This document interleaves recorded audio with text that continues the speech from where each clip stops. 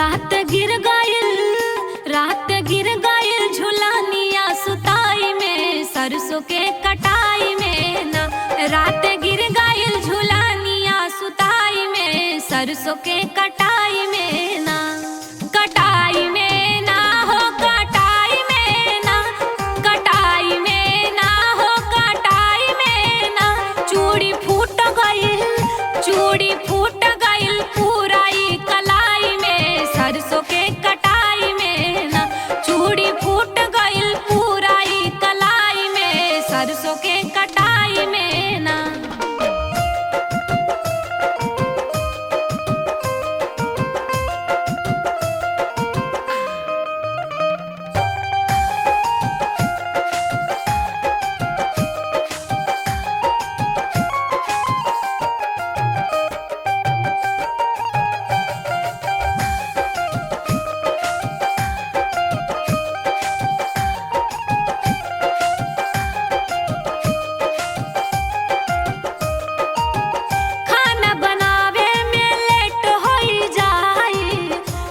हम पहुँची ता सास गरिया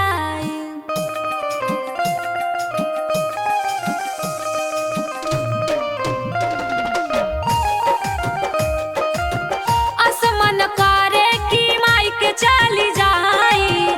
ससुरा के खटनिया बहम से ना खटाई।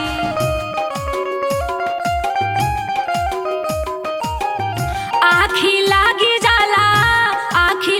जाला सखी रे थकाई में सरसों के कटाई में ना। आखी लागी जाला सखी रे थकाई में सरसों के कटाई में ना।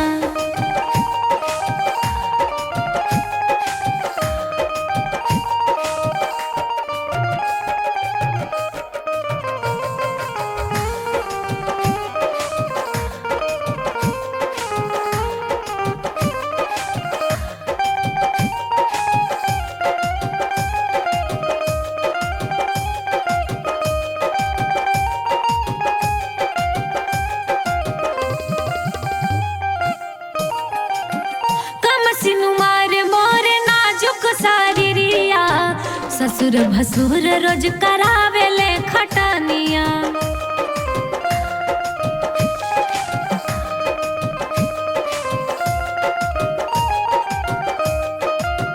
छोटकी ननदिया रोज मारेली ताना।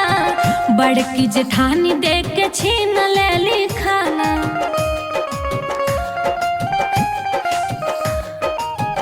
किसन छोड़ी है स्वाति के मुआई के सरसों के कटाई में ना। किसन छोड़ी है स्वाति के मुआई के सरसों के कटाई में ना।